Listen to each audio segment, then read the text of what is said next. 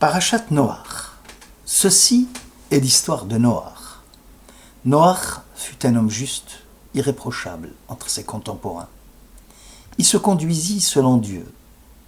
Or la terre s'était corrompue devant Dieu, et elle s'était remplie d'iniquité. Dieu considéra que la terre était corrompue, toute créature ayant perverti sa voie sur la terre. Genèse chapitre 6. Selon Rachi, la généalogie des hommes justes est constituée par leurs bonnes actions. Comme il est dit, l'histoire de Noé, homme irréprochable.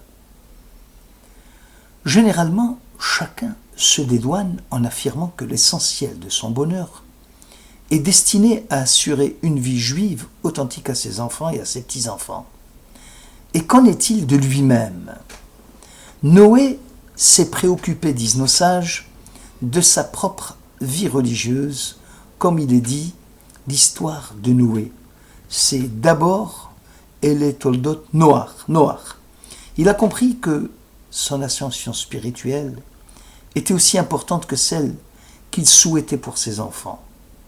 Les justes considèrent leurs bonnes œuvres comme étant leur propre progéniture. Le Keli Yakar lui fait remarquer que l'expression « Ele Toledot », ceci est l'histoire des générations de l'humanité, vient annuler les généalogies précédentes. Contrairement à l'histoire des générations de Noé, qui commence car Noé était un homme juste et irréprochable entre ses contemporains. Nos sages font remarquer que les actions des justes sont appelées les enfants des justes. Ele toldot Noach ish tzadik. Dès lors, même si Noach n'a eu que 3 enfants, ses bonnes œuvres sont aussi une forme de la descendance de Noé qui vont plaider en sa faveur. Le Or HaChaim souligne que la répétition de Noach 2 fois, Ele toldot Noach, dans les premiers versets, Toldot Noach, a une connotation péjorative. Car, dit le Or HaChaim, le Midrash raconte que Noé prétendait qu'il était supérieur à Moïse.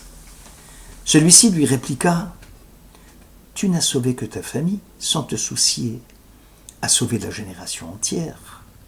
Dès lors, ton histoire est celle uniquement de Noé. Seulement, la tribu de Tzadik comme juste donnée à Noé fait allusion à Tzadik Yesod Olam. Le juste est le fondement du monde. Sans l'action entreprise par Noé en vue de racheter le monde créé, probablement le monde aurait fini dans le tohu bohu, c'est-à-dire dans le chaos total. Le Yalkut Teilim fait coïncider le premier psaume de David avec l'histoire de Noé. Heureux l'homme qui ne suit point les conseils des méchants. C'est Noé. Les méchants n'ont-ils pas le dessus dans le jugement, la génération du déluge ? En effet, les contemporains de Noé s'étaient rendus coupables de 3 fautes majeures. Le vol, le culte païen et l'inceste. Le texte précise que Noé avait pris ses distances avec les hommes de sa génération, justement en évitant de succomber aux iniquités précitées. Le tzaddik ne prend dans ce monde que ce qui lui revient de droit, s'éloignant ainsi du vol. Le tamim, le crédule, irréprochable essentiellement dans le domaine sexuel, car né circoncis, s'éloigne de la débauche et de l'inceste. Et ha-Elokim, il s'est conduit selon Dieu, c'est-à-dire il a évité de sombrer dans le paganisme environnant. Le Mahri Kari soulève la question pourquoi ici au verset 9 du chapitre 6, Noé est qualifié d'homme juste irréprochable entre ses contemporains, Tzadik Tamim. Et au verset 7, il est qualifié seulement de Tzadik. C'est toi que j'ai reconnu honnête parmi les générations. Noé a été le contemporain du déluge et du partage de la terre. Dor Hamabul Vedor Hapalaga. La génération du déluge était dépravée, on vient de le voir, sur le plan moral. La terre était corrompue devant l'Éternel, elle était remplie d'iniquité, toute créature ayant perverti sa voie sur la terre. Le contrepoids à cette dépravation des mœurs était l'homme juste, capable de maîtriser ses pulsions, à l'instar de Joseph, qui fut qualifié d'ailleurs de tzaddik, de juste, parce qu'il réfréna sa pulsion malgré les sollicitations de l'épouse de Potiphar. La génération du partage de la terre était corrompue sur le plan de la foi et de la croyance. Bâtissons-nous une ville et une tour dont le sommet atteigne le ciel. Pour contrebalancer cette non-croyance, il fallait un homme irréprochable, comme il est dit, tu seras irréprochable avec l'Éternel ton Dieu. Ainsi, lorsque la Torah évoque la vie de Noé en général, il est dit Tzadik Tamim. Quand elle parle de sa génération dépravée sur le plan sexuel, il est qualifié de Tzadik seulement. Rashi attribue les vertus d'humilité à Tamim. Car selon nos sages, celui qui est orgueilleux a un défaut. Ce tamim se dit d'un sacrifice sans défaut, keves tamim, un agneau sans défaut. Dès lors, l'humble, l'honnête homme est dit tamim, car n'ayant pas le vice de l'orgueil de la Ga'ava. Le Midrash raconte dans Bereshit Rabbah qu'au moment de la création du monde, Dieu concentra tous les pouvoirs entre les mains de l'homme. Aussi, la vache obéissait aux paysans. C'est à la suite de la faute d'Adam que la nature se rébella contre la domination de l'homme. Et ce n'est qu'avec l'apparition de Noé que la nature retrouva sa sérénité.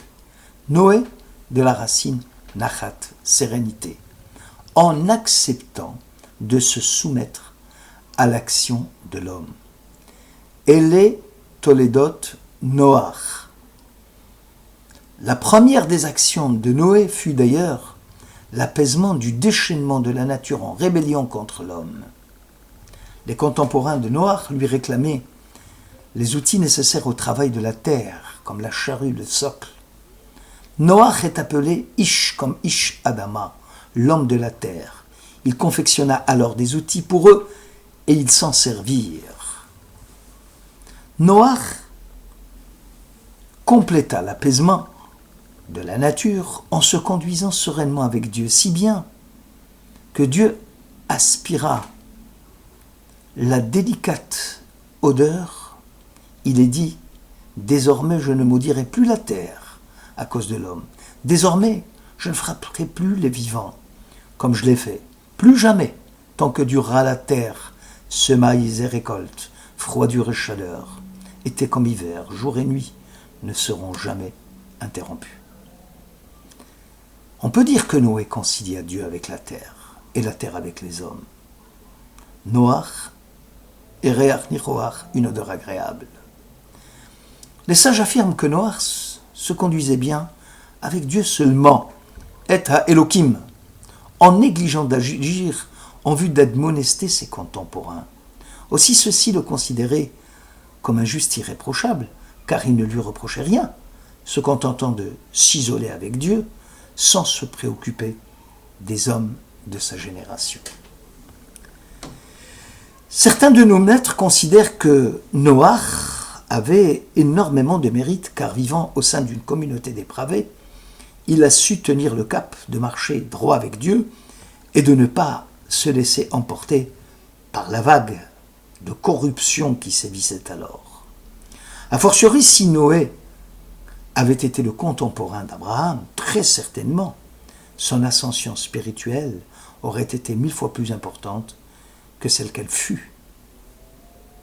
Rashi, expliquant la différence entre Noé et Abraham, souligne que pour Noé, il est écrit « Noé se conduisit selon Dieu, alors que pour Abraham, il est dit « Abraham marcha devant Dieu ». Le commentateur explique que Abraham était mêlé aux gens de sa génération. Il publiait le nom de Dieu et la croyance dans la foi monothéiste, ce qui ne manquait pas de lui amener des adhésions nouvelles à la foi de Dieu. Noé, lui, vivait sa foi dans un premier temps dans une grande solitude. Seul Dieu l'intéressait.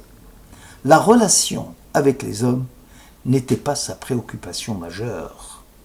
Pourtant, Dieu dira de Noé, dont je t'ai reconnu tzaddik devant moi, le même qualificatif que celui usité pour Abraham.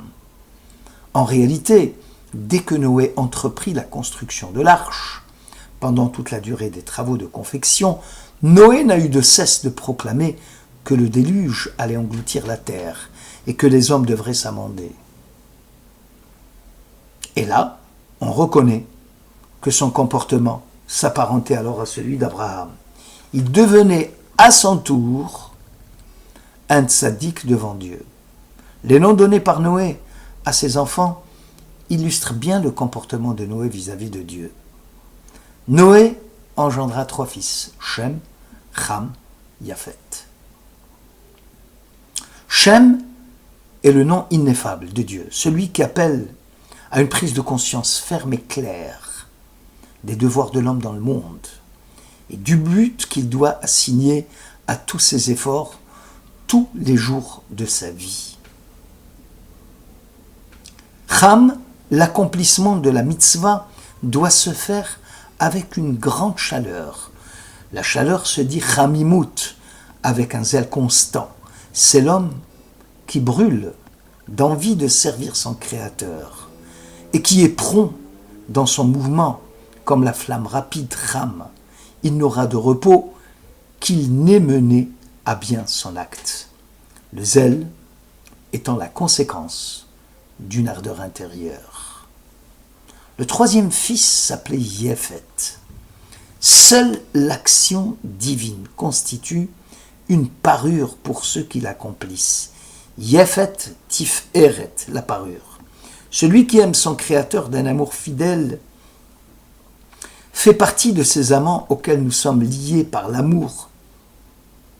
Celui qui ne s'acquittera pas seulement de ce qui est imposé aux autres, mais qui multipliera les efforts dans tous les sens où il pourra supposer être agréable à Dieu. Il s'agit pour l'homme d'élargir le domaine des prescriptions et de leur accomplissement, et cela dans tous les sens et dans toutes les circonstances où il est concevable et possible de le faire.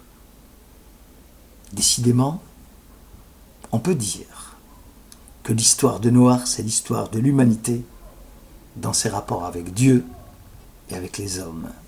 Merci de votre écoute.